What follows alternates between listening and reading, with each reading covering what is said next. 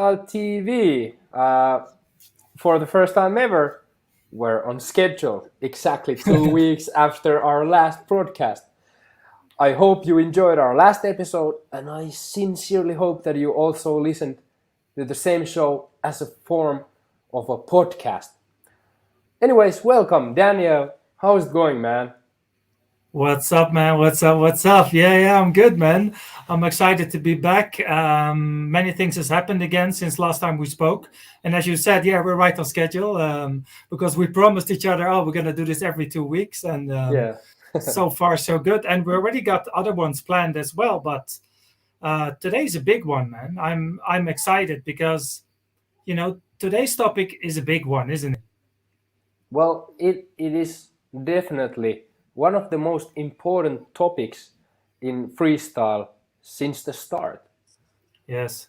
Yeah. If Um, if you look, sorry. Yeah, go on. no. Go ahead. Go ahead. Yeah, if you look back in the last 10, 15 years, or as long as I can remember, there's always been discussions about what is the most important thing in freestyle. Is it what you do? Is it how hard you do it? Is it how does it look? And how important this is. And also, I think the whole concept of difficulty versus creativity is a topic that always comes back, no matter if it's 2 years ago, today, tomorrow, it will never end, which is kind of the fun of it, but it's Yeah. also the frustration of our sport. So that's why today we're going to discuss creativity. Yes. Um, just just before we jump into the creativity, Yes. the latest news in the freestyle field. Bambi did a competition in Rome last weekend. I was watching. The level was pretty good, and the setup was pretty nice. I saw a lot of people there. It's like I'm feeling we're getting like to the past COVID era finally. It was a joy to see. Yeah, it's a lovely with live event. It's so much better than online. I mean, online is fun, but it's not Yeah. the real thing. That real stage feeling. And Yes. I Yes. remember you and me were watching that thing in the beginning, and we saw Yeah. one bald guy. We were like, "He's not competing, is it?" No, he wasn't. Yeah. Yeah. Yeah, A he was just lot. warming. I think he was just there for the vibe, yeah, or maybe the Yeah. organizer or something like But that. a lot of So the guys I saw, they were in Super Bowl this August. yes, yeah, So that guy. I think it was at Super Bowl yeah, exactly. yeah, and but it just tells that the freestyle scene is developing. More people are coming in, and and that's the way to go. Another thing before diving to the deep end, if you will, is we should catch up on the youth competition standings. So with the boys, we're in semifinals. We have Diego Emanuel from Brazil against Olivier Rey from Poland in the other semifinal. Now, this Brazilian Diego, I don't know so well, but Olivier Rey was in Super Bowl, and I think he was in top 5 or even top 3 in challenge. I think so. Yeah, I think I remember he was on stage in the end, but I can't remember exactly his position. Yeah, But have you seen I don't know if you've seen the semifinals already. It's insane. Like the other semifinal between Champi from Japan and Marco yeah, from what is it, France, France. is insane, man. I mean, today we're going to talk about creativity, and not even creativity, but the style, the attitude, the confidence. Like these young guys are already so good, man. It's unbelievable. And Yeah, actually, not I'm saying the young guys, but the girls are phenomenal as well. yeah, exactly. So who Then are over? Can you check out who are the four last ones with the girls? yes, getting there as we speak. So in the girls, the final four is Becca against Isabel, both from Oh UK. yes. Well, Becca we know, of course, from Super Bowl 2019. And Hmm. in the other semifinal, all Japanese semifinal is Hafuri Ito against Miu Ozaki. Nice. Sounds good. Yeah, it will be England versus Japan final. I can tell you that. In the Yes, girls. yes, definitely. Now I'm really looking forward to it. And maybe we can already give this away that around the final, we're going to do a very special episode of Freestyle TV as well. So stay Yes. tuned for that. So it is not going to be live battles, but we can announce live in Freestyle TV who will be the winner of the boys and the girls competition in the youth Yeah. competition. So And yeah, exciting times. we can show the battles live. Yes. Okay, but that's what's happening in freestyle world, and of course, Red Bull Street Style is just 3 weeks out now, so that Yes. will be of course the culmination of the year. But I think we can dive into the topic of the today's episode, which is creativity.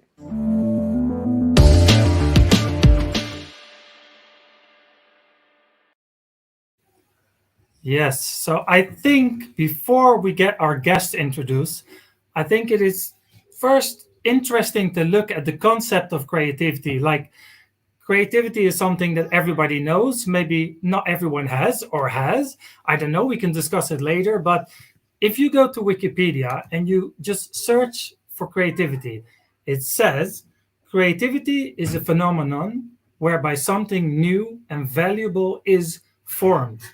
The created item may be intangible, such as an idea, a scientific theory, a musical composition or a joke, or a physical object, such as an invention, a literary work, or painting. So that is basically what creativity is they create something new and valuable. So yeah, do you think that relates to freestyle, that definition? Um, yeah, valuable especially Yes. because without creativity, freestyle didn't have so much value. I dare to So, say that. and then my second question is it valued enough? We can talk about it with our guests because that's maybe an issue or not, but we can talk about it later. Um, yeah, well, let's not get too deep into much into it between us because I think the real experts are waiting backstage to talk about it. So maybe we Yes, should invite someone to our chat. yes, I strongly agree. Our first guest is coming from United States, United States, and he's been on the stage of Super Bowl a couple times. It would be, of course, Mr. Borgetti from United States.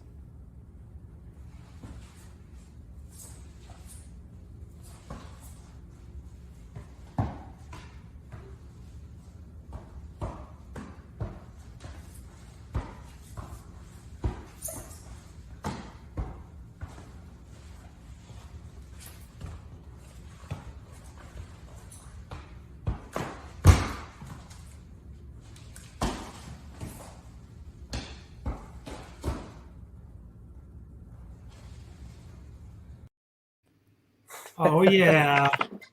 Does it Let's feel go. weird? Does it feel weird to look at yourself like that or no? Yeah, it does, especially like without music on in the video. Sorry, man. We didn't want to get copyright strikes. I understand. Can you guys hear me fine? Yeah, Yeah. man, perfectly. Yes, yes, yes. Because I don't have So- my headphones, and then there's like construction outside. I just moved, so Oh, nice, nice. So for the Yeah. people that don't know who is Borgetti, aka Mr. Lopez, who are you? Maybe you should tell a little bit about yourself. What do you do? Where are you from? Things like that. well, like you mentioned, I'm from the U.S. My parents are of Mexican descent, so I'm Mexican. And I'm a freestyler from here. I haven't freestyled as much the past few years, just because of injuries. But I'm hoping to one day come back like properly. Okay. Yeah, because you were at Super Bowl. Was it 2019, right? Or I think I won like 3 years in a row. yeah, I know, but but the last time you mean was it 19 or 18 or? I think 19. Yeah, nice. Yeah, nice. before COVID. Yeah, for sure. When you competed in routines, right? Yes, I did. Yeah, Nice, but like man. that, I hadn't freestyled in months because I had like an Achilles issue. So I did my remember, yeah. routine with never practicing it. Well, you still got it, man. You still got it. I actually remember warming up and telling you this, and you were like, "Oh, Yes. good luck." Yes, I remember. I don't see how that is possible. But just where do you live now exactly? In Phoenix, Arizona. Okay, yeah, okay, cool. And what year did you start freestyle? I think it was, I want to say 2014. It was actually on New Year's 2014. I had been watching like ground moves videos, and then I ran into Red Bull Street Style, and then I just kept watching and watching, and then after months, I was like, okay, let me just, as a New Year's resolution, let me practice 1 hour a day for the whole year. Oh, nice. That was actually a thought from the beginning. Yeah, that was how it happened, and I just started practicing, and just went from there. So did you train every day of the year then? Maybe not every day, but probably the first few months every day. Nice. And it was funny. I would train inside my parents' bedroom. It's because they had a lot of space with like socks and just like not even a real soccer ball. It was like a little like rubber ball. Yeah. Okay. So And did you also start it with trick shots, or was that coming later? Actually, I started freestyle first, but I always had the idea of trick shots in my mind. I just figured they were both related in a way. And after doing freestyle for a bit, then is when I got into the trick shots. But the trick shots became much more popular, like quicker. Yeah, viral. Yeah, viral. Yeah. Nice. All right. So that's our first guest. Let's not get into the creativity part yet, but maybe we should get someone else here. Yeah. Just before we get our next guest in, is it a new thing you write your name with 3 T's? Because I can see it's Borgetti. Yes. Why is that? I think it's because on Instagram it just wasn't available with 2 T's, which is like the proper way. Yeah. And it just became habit to just do 3 T's. But it's not your last name, because your last name is Lopez, no? Or yeah, no, it's not. It's just that was my nickname growing up. Where does it come from, man? From a Mexican soccer player. Right. They couldn't say Adalberto in practice, and then in practice, my soccer team, they couldn't say my name, and then one day I did this thing that like Borgetti, the professional, had done like this past weekend, and they were like, we're gonna call you Borgetti, and it just stayed. It stayed. Nice. All right. Well, let's get the next guest line, who's actually this guy is for the diehard Freestyle TV fans. You know this guy already. Wonderful freestyler from Kazakhstan, which is basically on the other side of the world from US. It would be who else than Nurs.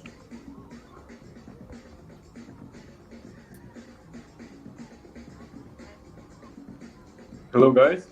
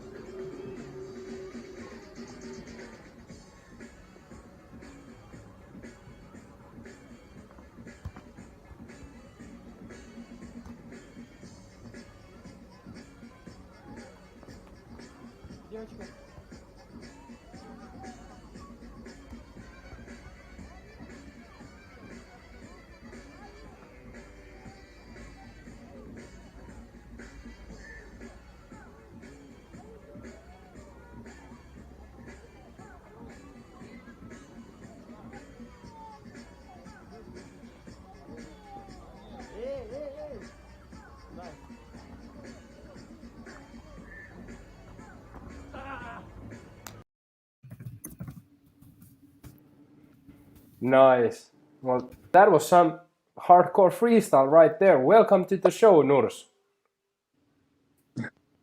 Hello, guys. Nice to see you. Can you hear me? Yeah. Yes, we can hear you, man.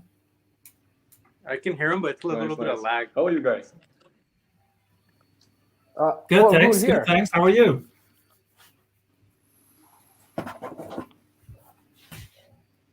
I think it's a little bit lagging, PeGe. Yeah. Well, good to have you. Good to have you with us, Nurs. With further ado, let's not take too much time before we introduce our next guest, who comes from even further, all the way from Japan, where it's something like 2 a.m. right now. Welcome to the show, Leon. Peace, shalom, salam, worldwide. I say peace when I jump on a beat. I say peace when I'm walking the street. I say peace when the sun's in the east. I say peace when I need a release. I say peace when I'm facing the beast. I say peace when I'm taking you deep. I say peace cause I know I'm complete. I say peace. I say peace.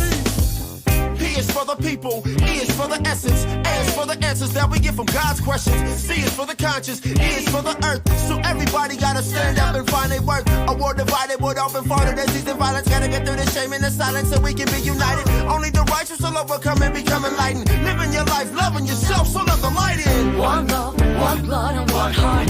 One people, one world and one God. We're gonna come together, united for one cause. Put your hands up in the air for peace. One love, one blood and one. Let's Hey, go. hey, hey. Welcome, Leon. That's what I'm talking about. Thanks for having me here. Of course, what a pleasure, man. Did you notice that at the end of your clip, there was some old man walking with the sword? I didn't notice that. What? You didn't notice? Wait, what? Really? Yeah. Like it looks like he's came from slaughtering dragons or something like that. Wait, what? Really? How did I not notice that? Like a sword? Yeah, sword. Oh, I thought you said swirl at first. Yeah, no. Oh, I think sword is worse. Yeah. Oh, are you checking it out on your phone now? Or? Yeah, I am. Well, trust So- me, there is a guy with the Leon. sword. Leon, you just said that you just were done practicing. Is that a Japanese thing? Practicing at 1 or 2 o'clock in the morning? Because it seems that all Japanese guys do that. I don't know why, but a lot of Japanese freestylers tend to practice at night. I don't know why though. Is that because But- it's so densely populated? There's no space during the day? It's quieter? Kind of depends. Yeah, some people that like to practice like on the streets probably do that because it's usually crowded. But I don't know. In my case, I just practice at night because I'm busy during the day. If I don't have time during the day, I just practice during the day. So I don't know. I feel like it just depends on the person. Yeah. So maybe we start taking this from the beginning. So just as Borgetti, maybe you can introduce yourself a little bit, where you're from, when did you start, like who is Leon? Like maybe that's a good point to start. Wait, me? Yes, you. Borgetti, right? No, Oh, No, me. you. Okay. no, they're saying So, introduce Yeah. yourself like I did. okay.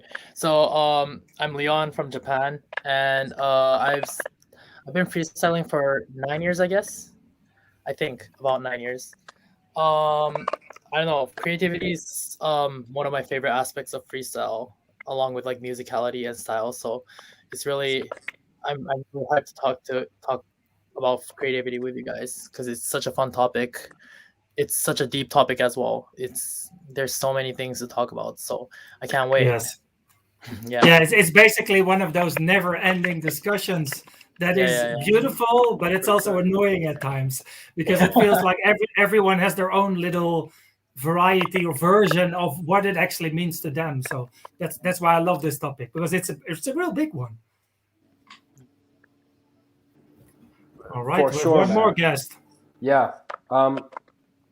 So before releasing you guys with your creative minds, let's bring one last guy to the stage who was some years ago very well known in the community for his creative freestyle and his introduction clip. Let's put it this way. one trick tells more than thousand words, and that could be no one else than my main man, Roni Lappalainen.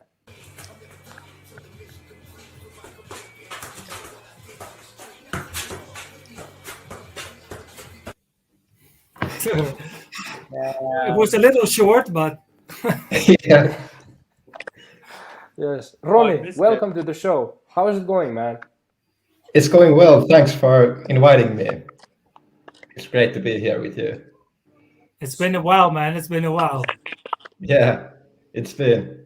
Oh, you look the same, so you haven't changed yet. Yeah. When are you gonna get a beard, man? Yeah, that's the question. I don't know, maybe a couple of years and then. Yeah. So now we have all our guests. Roni, just quickly, like, what are you doing these days, and still training, and how's it going in your life? Yeah, well, I'm studying at the moment. I have been sort of on-off freestyling for maybe 2 or 3 years. We just had a session with PeGe in the summer, so now I would say that I have been training quite recently. So yeah, that's been Nice. sort of the thing for a couple of years. But yeah, I still watch a lot of freestyle and still want to keep up with the community. So that's about it. All right. Awesome. So I have kind of a question, which is basically more of a general thing, and whoever wants to answer it can answer it, or just take the lead on this. So, Ronnie, when did you start? I started in 2009 or 2010. All right. So you started a long time ago. Leon has been freestyling for a long time, Borgetti as well. Let's say if we take 10 years ago and now, when it comes to the topic of creativity, what has changed? I know it's a big question, but let's just start from there. Like, did anything change? And if yes, what has changed? So who wants to go for it? Well, I can maybe start with something. Something Yes. just comes to the top of my mind like quickly. I was thinking about this today that when I started, that was one of the golden age of the YouTube video like time. People tried to do the YouTube videos with like maybe 20 combos or 30 combos, like 3 to 5 minute videos. And now, of course, for maybe past 5 years, it's been people putting clips to Instagram. So maybe that's have changed a little bit the way that people approach tricks and approach creativity. That comes to my mind like one of the first things. I think you really Did you- start to. Is it cool if I go now? Sorry. Can you guys Yeah, hear go me? ahead. Yeah. Yeah, we Yeah. hear you. Sorry, my what's the question? connection was, Sorry. Sorry, my connection was off for a bit. But no, I was gonna say that something that I noticed is different is that you see a lot more people being creative these days. It's like maybe it's because of the number of freestylers that there's more now, but I feel like there's a lot more inspiration these days. So it's like kind of easier, I would say, in a way, because you have more ideas to build from other people. I think Okay. yes and no. What I see, and correct me if I'm wrong, but one thing I've noticed that there is actually a lot of creativity, but they're not really in the top competitions, which for me is an issue. So it feels a bit like we've created kind of two side streams. The one is the guys that do whatever they want and they're creative, and the other guys are the guys actually competing and make it to the top. And it feels like somewhere along the way, it sometimes disappears, if you know what I mean. Yeah, I see what you're saying, but I think one thing about that is that creativity is just like one of the main aspects, right? You still have Yes. like other things that are judged, like control, execution, performance, all around. So creativity is really just one of the aspects, and a lot of people seem to value it like equal to the others, which is why sometimes you don't get these top guys like making it to the top in competitions, because they're mostly focused on one, if that makes sense. Yeah, makes sense. Like, how does that work in Japan? Do people, Leon, do people even think in criterias at all in Japan, or did they just do whatever and then they're like, all right, if they like it, they like it. If they're not, they're not. Is that how it works there? Or I feel like a lot of the Japanese freestylers want to be cool freestyling, so they don't want to do things that make them look uncool, I guess. So that's why we think not just about skill, but we think about fashion, musicality, creativity, things that make that freestyler kind of special, I guess. So it really does depend on the person. People who do like competing do consider the criterias because they want to win. But if there are people, yeah, for example, sorry to interrupt because I think this is quite interesting. Like for example, someone like Kosuke or in this case Hiroke, do you think they think at home and say to themselves, all right, I have to work on so I can beat Ireland or I can beat Shimo, or is that just, do they think I'm gonna do my thing and if it's enough, it's enough? Or do you think they actually adjust their style to the judging system? Do they do that or not? I think they're trying to do both. So I think a lot of the freestylers that in Japan that want to compete, of course they do consider the criteria, but at the same time they don't want to become clones of Ireland, for example. Yes. Because, well, if you want to win a battle, probably copying Ireland will be the best way, probably the easiest way to win a competition. But the Japanese freestylers think it's not cool to just copy another person because then you're not yourself. So that's why I think we try to keep it balanced. So we try to follow the criterias in the battles, the judging criterias, but at the same time we try to keep our own style creative and try not to copy other people. So we try to like even it out. But I guess it does depend on the person. Okay. So, if I may drop a question in between here, how do you think a freestyler becomes a creative freestyler? Like, what does it require? I think you just have to try.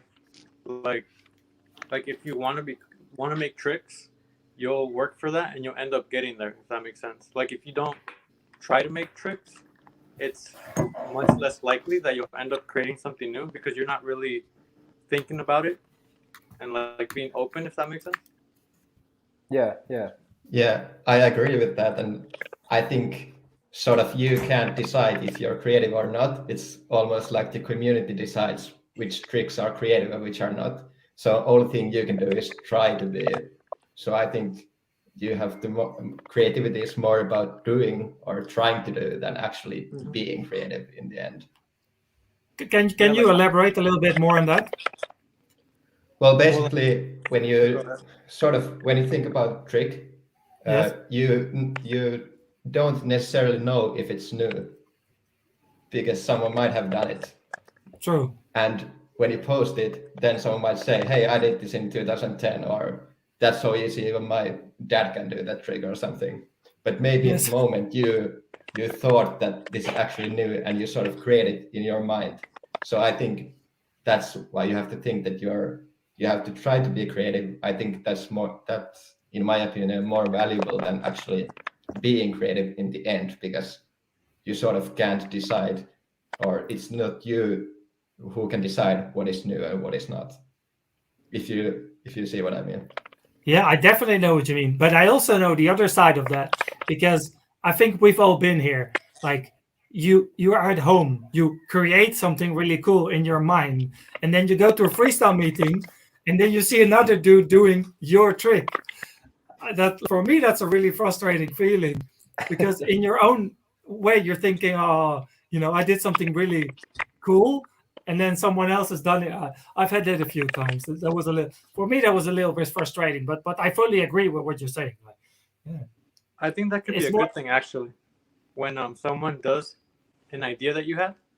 Yeah. Because I think there's like levels to creativity. Like I don't think all creative tricks are equal. So if someone else came up with the same concept, then it's likely that it wasn't very high in like creative level. That's what I think, at least. Because if something's like really, really creative and like looks cool and is like really out there, you probably won't see someone else do it. But usually it's not because it's so creative. It's more because then the difficulty is higher, I guess. But yeah. Adding on to Or- Borgetti, can I? Sorry. So I think if a person creates a single creative trick, then there is a chance that other people are doing it. But I think people that are really creative create a completely create their original style, not a trick. So Yes. I don't know, like I think most of the guys here have their own style. I mean, of course they have a lot of original tricks, but their style itself is completely original. And that makes it something that people can't really copy or do. So I think that's something really valuable. Someone who has an original style instead of just one original trick. Because I think a lot of people have tricks that they think, well, maybe it's not original, but a trick that they will call it an original trick. But there are many people that have a complete style for themselves, yeah. If you know what I mean. Yeah, I'm happy you touched on the style subject, because I feel like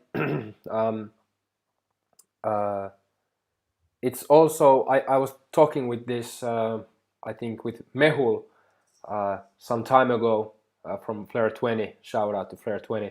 That there's a guy who uses tricks that someone else has done in the past, but the way they combine these tricks, it's not that you copy all the tricks from one people. You see a cool trick from Borgetti, you see a cool trick from Leon, you see a cool trick from Ronnie, and you go and combine these tricks in your way.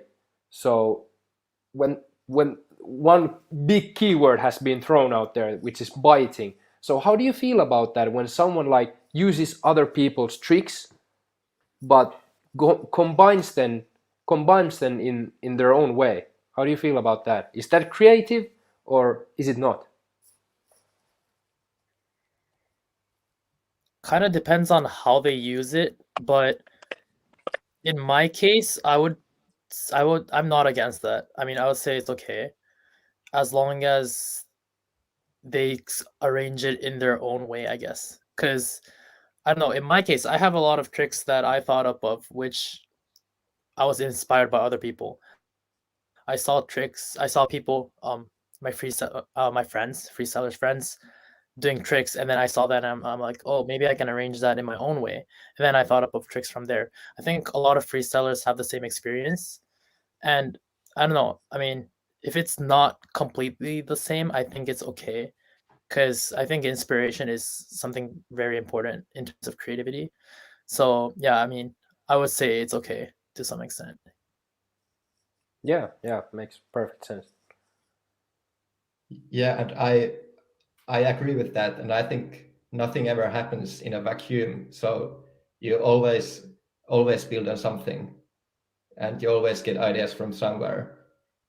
But yeah, I think one of what I think is interesting question related to this as well, something that I have been thinking and I don't have answer to, is like when a trick becomes sort of common ground that anyone can take it and build something on it, or when is it biting? Like, is there a time limit, or is it when enough people have been biting it, so it's like basic trick? These are the questions that I have been thinking about, and I don't know if there's answer to it. Probably not. Me too, because usually people, I see this a lot online. Like, for example, just to give you an example, like if you do a block trick and it's creative, then you're not supposed to touch it. But if Luca does a new lower trick, then it's for everyone allowed to do it because it's lowers. It's weird in a way, no? He's the only one that ever does these lower tricks. But because it's lowers, it's open ground. Does that make sense? That's for me. That's a bit sometimes. So where do you draw the line? Like, so that's a little bit also what you're saying. Like, if enough people have done it, or in this case, if it's lowers, then it's like more accepted. Maybe that's the word. I don't know, but it's a fine line sometimes. Like, what you know what I'm trying to say? Yeah. Yeah. It's I don't have an answer to it, but it's just an interesting observation that but It happens like that. there are multiple tricks in history that have gone through that like common ground thing that you and Ronnie were talking about, like Yes. not lowers, of course, but the first trick, a very clear example that comes to my mind is Eclipse. At first, there was like Vasek and PWG doing it, and when everyone got a grasp of it, it became very quickly mainstream. Yes. But Borgetti, you were about to say something. Yeah, sorry, it's because my mic has been muted for a while. Like they said, the host has muted your mic. But Yeah. talking about like how it's usually okay for people to copy lowers and not other tricks. I think it's frowned upon, or not frowned upon for lowers, because it's kind of like a numerical thing, like numbers. Because if you think about it, like you can count like revolutions, right? Like the whole Yes. concept of lowers is revolutions, and so with lower tricks, you're not really like everyone has already established stealing that concept of revolutions. So I think just the fact that lowers is more of like the sport aspect, where you can really like really visually see who's better. I think that's why it's like it's okay, I guess, or people don't care about it. Yeah. I was just looking the comment that Herman said. Can you show that comment again? Yeah. It's a very interesting what he said. He said doing a new lower trick is often not so creative, just really, really hard, which is why Luca's the first to do it, for example. Yeah, I think that's a very good. That's probably one of the reasons. Yeah, because it's more from a technical standpoint than a creativity standpoint. Yeah, because I think, for example, everyone right now can say, "Oh, for like do a for revolution," right? Like everyone has the idea in their head, the idea is so simple, just because it's so obvious. But to do it is a whole different thing. Yeah, definitely. About lowers, just real quickly, I think my point of view to that is that in lowers, the tricks are usually it's like with your right or left leg, you do inside or outside revolution, and you do either two or you do either one or three or something like that. So there's always like you kind of always see the next step of the lowers, like thinking about Tuzani ATV, very basic trick. Tuzani ATV, what's the next step, you know? But one, I want to bring up like, let's think of some creative lower freestylers, if there are such.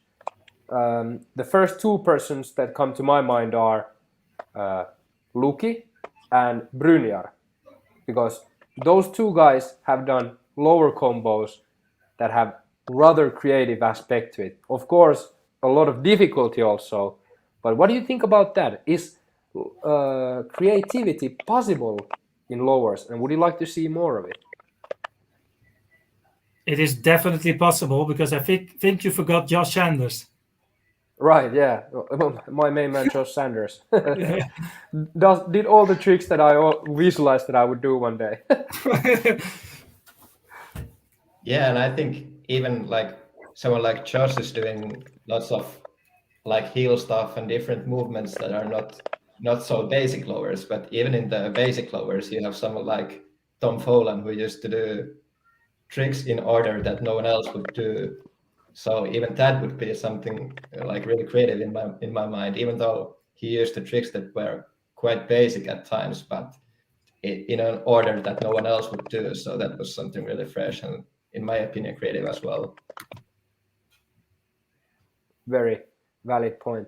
Now, because this is creativity episode, and I can see from the statistics that as soon as we started talking about lowers, we lost like 50% of the viewers or something. I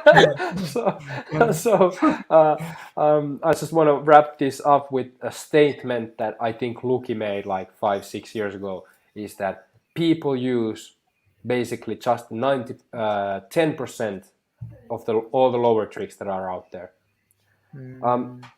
Yes. Okay, but I have one topic which is very interesting. In general, do you guys think that creativity during competitions is underrated? Because it feels for me sometimes that no matter what you do, it doesn't matter how cool it is, how creative it is, how stylish it is. It feels like the hardest stuff, 9 out of 10, always wins. Do you think it's underrated, creativity in competitions? To be honest, if you want to win a competition, first of all, Mm-hmm. you'll have to think about all the other criterias besides creativity, because creativity is only just one criteria out of a lot of the other ones. Let me put it different. Maybe I explained it wrong. Let's say you organize a competition. Let's say you're the boss of the WFFA, and Leon can decide how to do a competition. Would you rate creativity higher than it is ranked right now? Let me put it that way. I mean, of course, I like creativity, but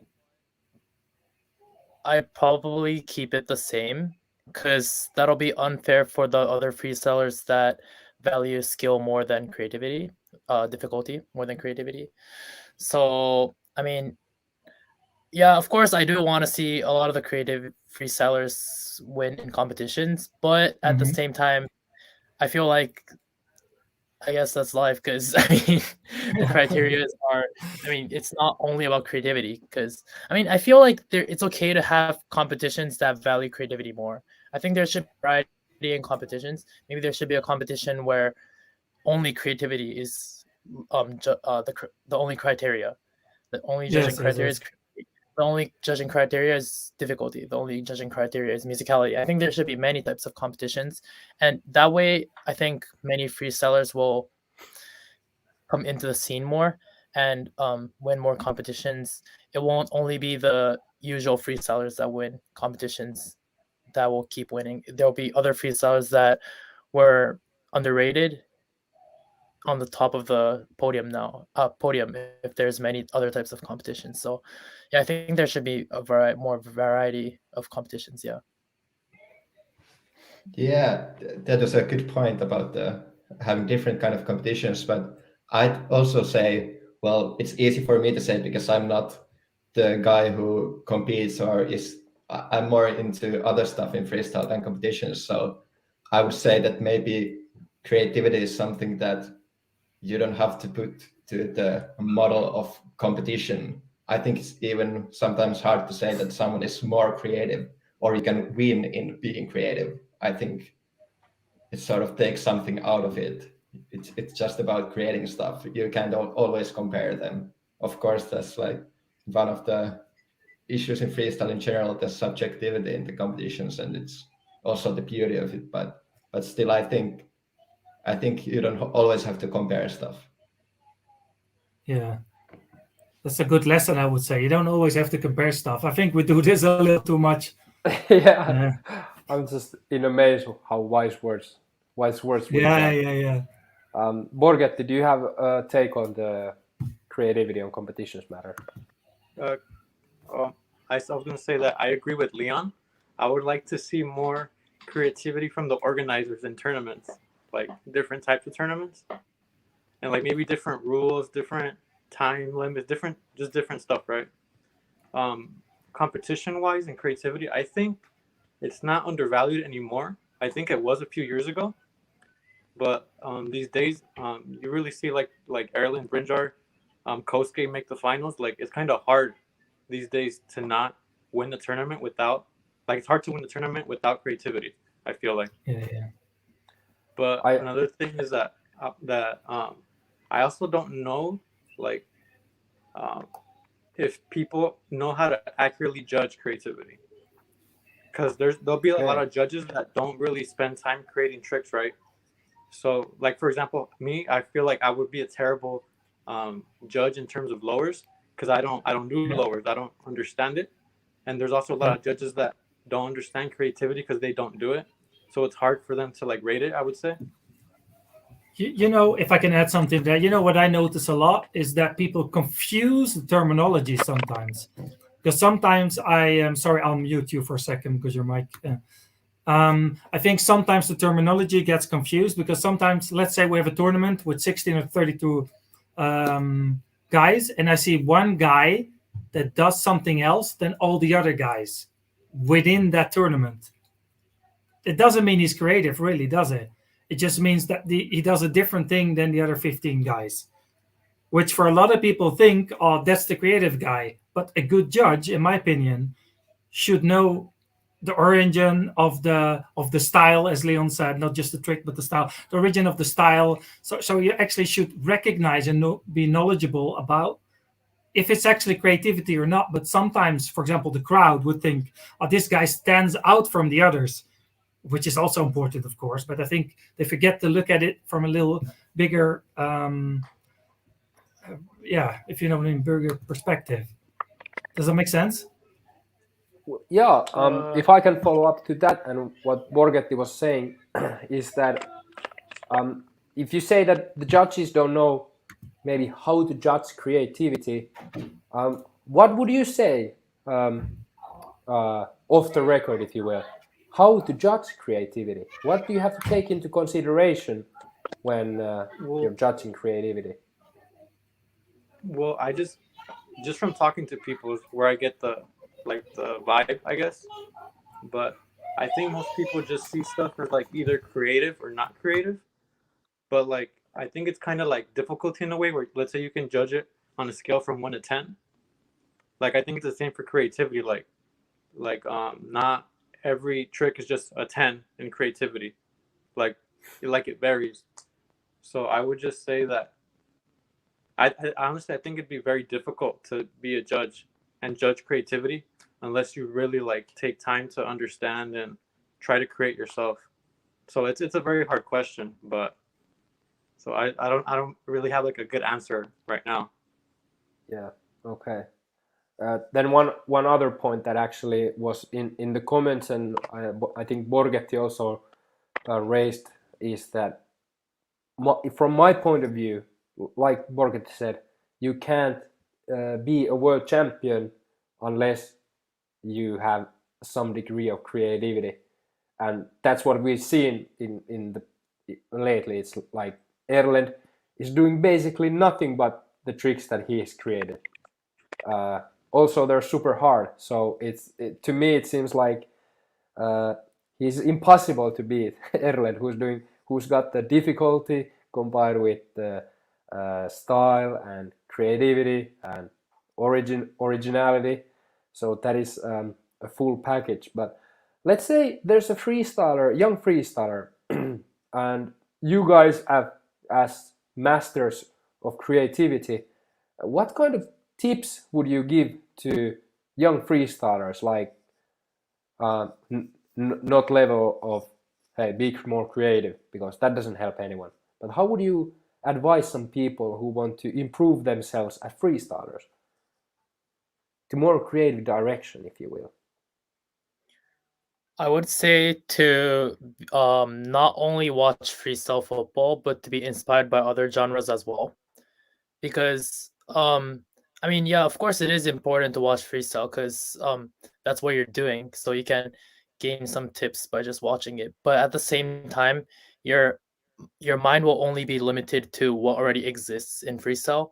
Maybe you can think up of new ideas, but it's limited to it's kind of limited. If you look at other stuff, like in my case, I watch a lot of dance. It can be, I don't know, freestyle basketball. There's a lot of other stuff that exists in this world. I mean, I think some people can even get inspiration from movies or music. I think it's really important to be inspired by many things and get ideas from a lot of directions, because that way you'll have a wider view of the stuff you are capable of doing in your freestyle, and that'll probably make that person a more creative freestyler, I guess. I think also this is maybe like a question / an observation. I know there are certain freestylers that are considered by other freestyle footballers as very creative, while I know they just copied all their tricks from a certain breakdancer. It's just that they add the ball. And the question is that real creativity?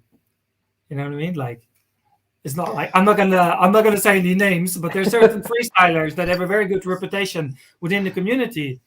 and they literally told me that all I do is I take this one breakdancer, I copy all their moves, I just add the ball. This is a very popular concept. I would say it's creative if they use the ball in the right way.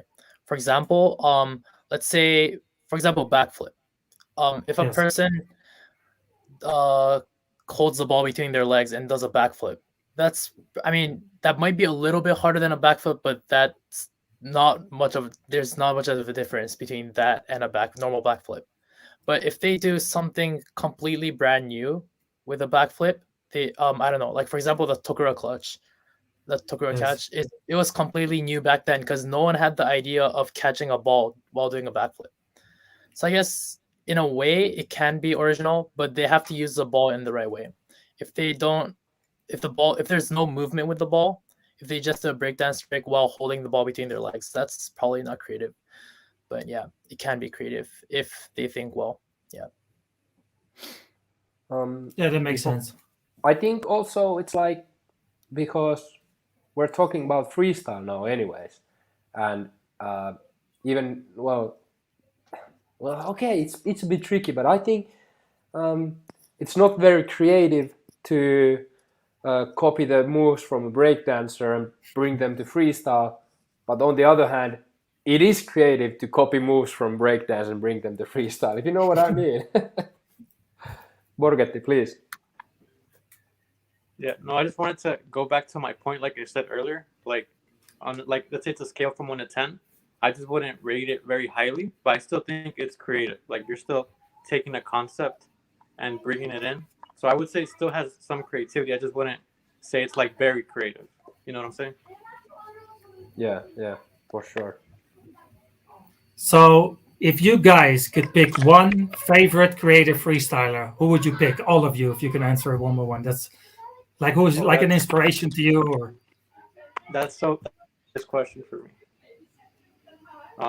For me, for sure, it's Fahad Al-Breaki, Ball Star. Okay. Nice. I know a lot of people dislike him, but what he does. Who says that? Why do you think? Why do you say that? A lot of people. I've never heard that.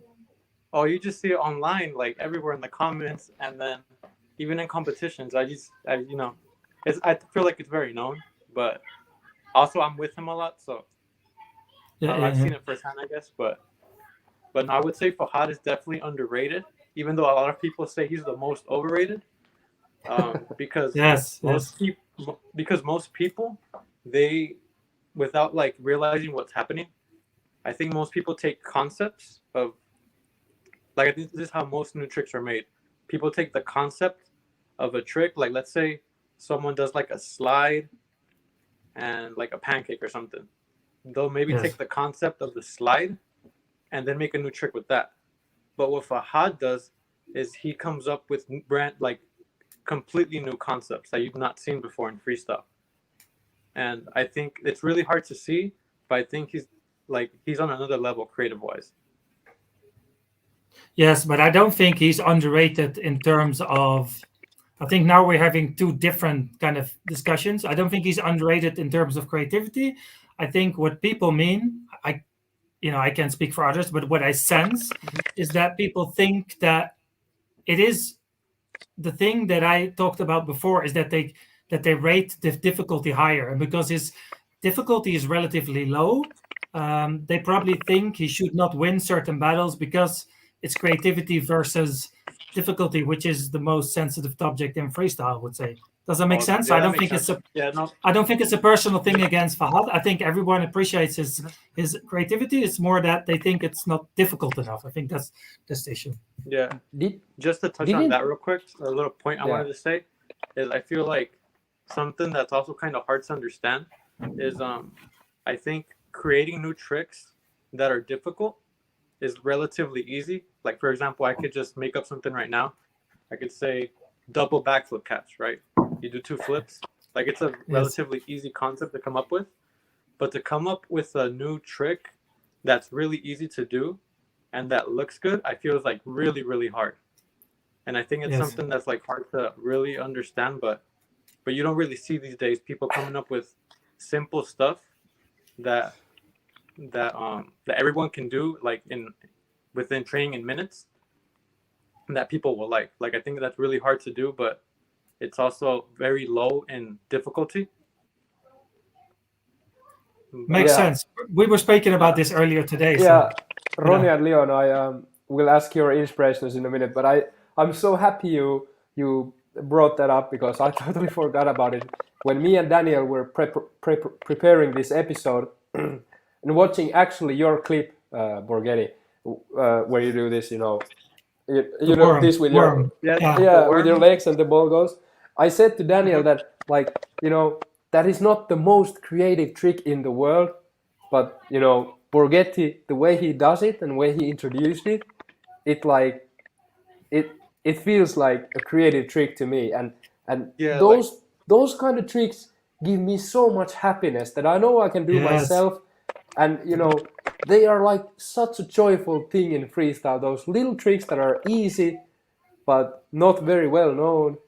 And, you remember what I said to you? Sorry, remember what I said to you? I said to PeGe, I said it's like one of those tricks when you see them and you think, I could have come up with that, but I didn't. But I didn't. And that's what it's all about. I didn't, but it's so easy. It probably takes 10 minutes to learn, but I didn't. And that's probably what you kind of mean.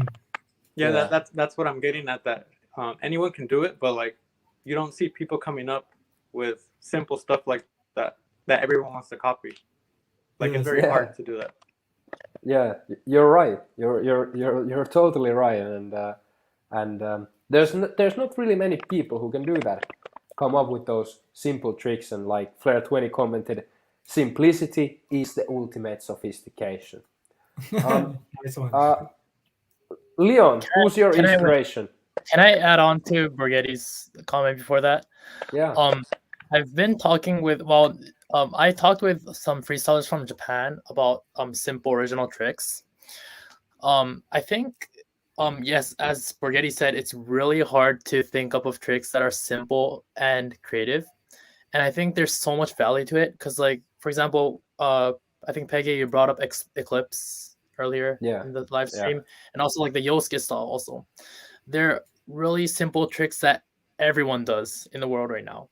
And I think it's so valuable because now everyone knows Yosuke, for example, right? Because he's the creator of the Yosuke style. It would be really cool if you create a trick that everyone in the world does, wouldn't it? We kind of brought up the topic that we're against copying tricks, but at the same time, it's also cool if everyone copies your trick, because that means you're really inspirational to all the freestylers in the world. So I think people that have tricks that are simple that everyone can do, but it's creative at the same time, I think those people should be valued way more than they are. So I really agree about how Borgetti said that Fahad's really underrated, because that's how valuable his style should be. It's simple and creative at the same time. It's astonishing. It's really cool, his style. Yeah, beautiful. Beautiful, man. That's all I can say. But who's Leon? If you had to choose one inspirational freestyler, who that would be for you? Can I bring up two? Yes. So there's two people that kind of inspired me to be creative. One is Kuta from Artist Tear. He judged Super Bowl, I think the creativity criteria for Super Bowl as well. He was actually the first freestyler I met about 9 years ago, and I was just training with him often, and he taught me how important creativity and musicality is. And what's amazing about his style is that not only does he create tricks, but he arranges tricks that already exist into his own flavor. So for example, the slap, everyone does the slap, but do you guys his know flow on the slap is crazy. Yeah, his slap is a little bit weird. I don't know if the weird is the right way to say it, but Kuta's slap is completely like it's his original. It's not like an original trick, but his silhouette, the way he does it is completely brand new.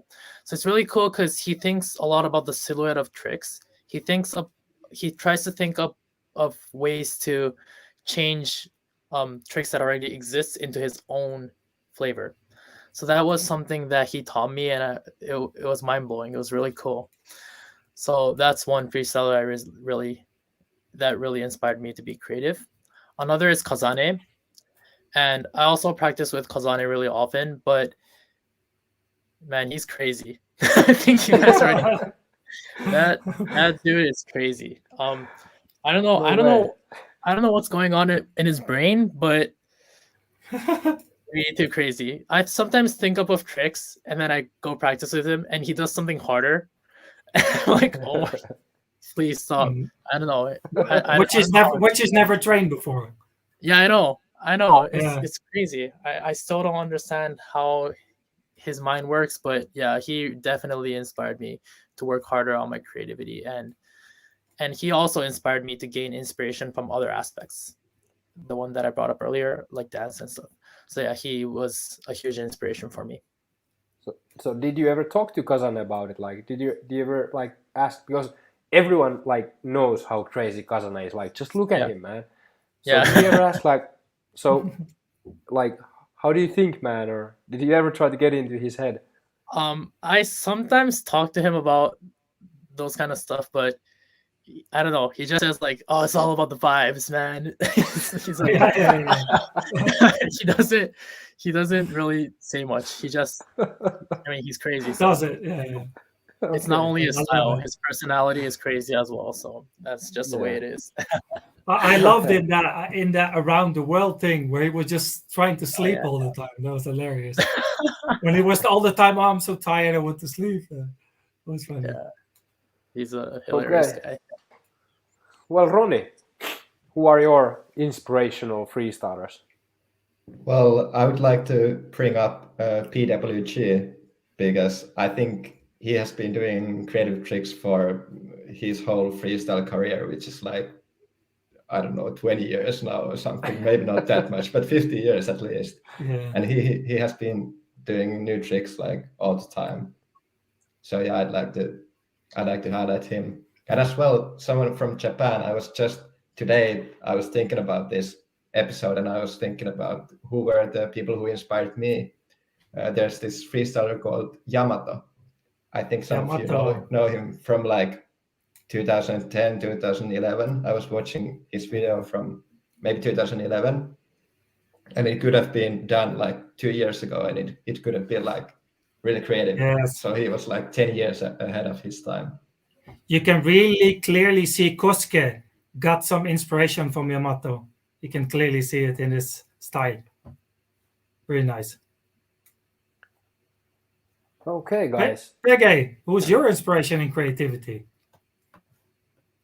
Like all-time most inspirational. Just throw a name. Well, I must say also PWG and Holmberg. Holmberg, old school. Yeah, Nice. yeah. They like, everyone knows my favorite trick, Sagami, and I saw that first in PWG video, and that, like, when I learned Sagami, it got me thinking. Well, it was also before that Nam the Man also. Nam the Man, like.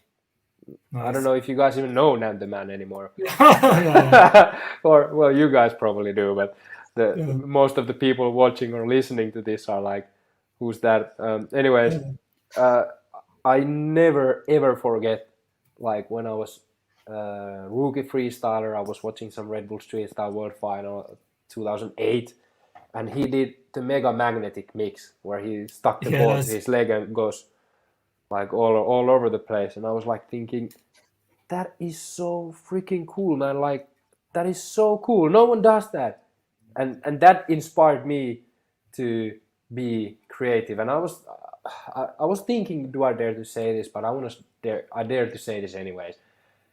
10 years ago or something like that, 7 years ago when I was freestyling, let's say my prime, I could have been considered as I wasn't considered as maybe such a creative freestyler, but I dare to say that in 2021, I'm pretty creative freestyler. It's just because they get out of fashion. Yeah, and the number of freestylers has grown so much. Like, if you compare the number of freestylers in the world now and 7 years ago or 10 years ago or 15 years ago, of course it means that more freestylers do more of the same tricks, and everyone has to go, through the path, and at some point you start to discovering your own way of doing it. But at the certain level, people kind of follow the path, and it's just, you have to follow the path. You have to learn the basics to be a creative freestyler, don't you think? You mean that you need to be able to do certain basics? Is that what you mean? Or?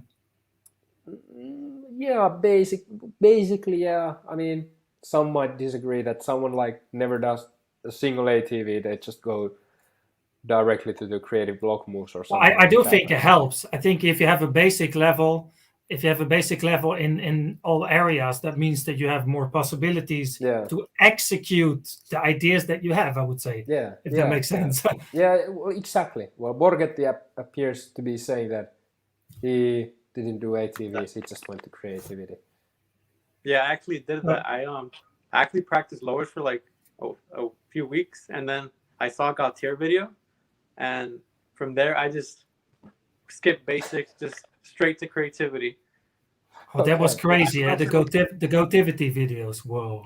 Yeah, that's the ones I saw. But I don't know if it was a good decision of my part to like just skip basics, because I feel like I would have improved a lot faster and had more to work with.